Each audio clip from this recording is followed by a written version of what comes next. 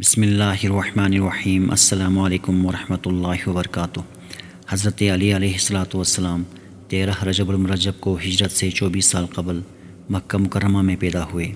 آپ علیہ والسلام کی پیدائش سے متعلق تواریخ میں لکھا گیا ہے کہ آپ علیہ والسلام بیت اللہ کے اندر پیدا ہوئے۔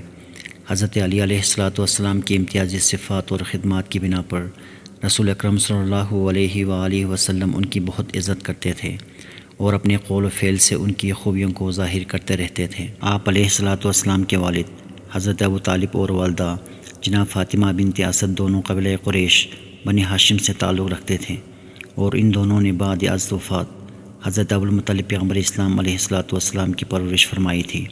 حضرت علی علیہ والسلام پیغمبر اسلام حضرت محمد مصطفیٰ صلی اللہ علیہ وآلہ وسلم کے چچزاد بھائی ہیں۔ بچپن میں پیغمبر اسلام کے گھر آئے اور وہیں پرورش پائی۔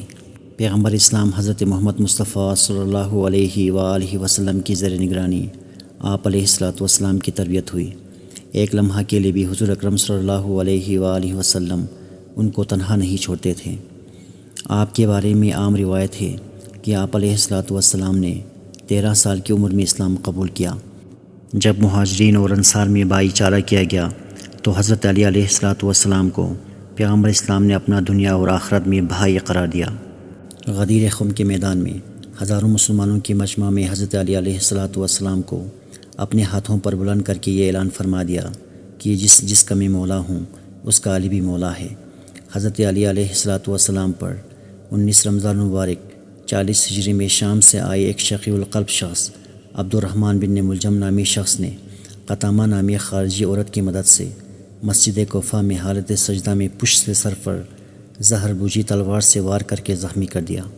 زخمی ہونے پر آپ کے لبوں پر جو پہلی صدا آئی وہ تھی رب کعبہ کی قسم آج میں کامیاب ہو گیا۔ حضرت علی علیہ والسلام جب مسجد کوفہ میں تشریف لائے تو ابن ملجم مسجد میں سو رہا تھا، الٹا لیٹا ہوا نیچے تلوار چھپائے، تلوار بھی زہر میں بجھی ہوئی۔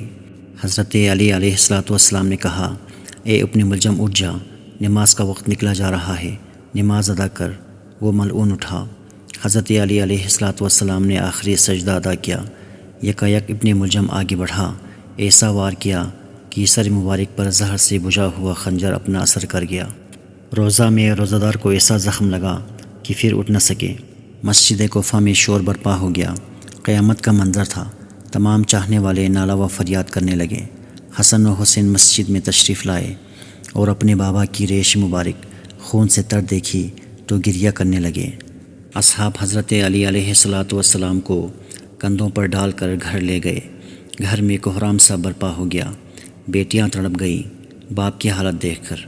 ابن ملجم علیہ لعنہ کو گرفتار کر کے لایا گیا حضرت علی علیہ والسلام کے پاس۔ یہاں ذرا دیکھیں حضرت علی علیہ والسلام کا اپنے بیٹوں سے فرمایا، بیٹا قاتل کو اتنا ہی زخم لگانا سزا کے طور پر جتنا اس نے مجھے دیا۔ اللہ اکبر، یہ انصاف تھا ہمارے امام اور خلیفہ کا۔ 3 دن اس زخم کی شدت میں تڑپتے رہے اور 21 رمضان المبارک آپ نے جام شہادت نوش فرمائی۔ انا للہ و انا الیہ راجعون۔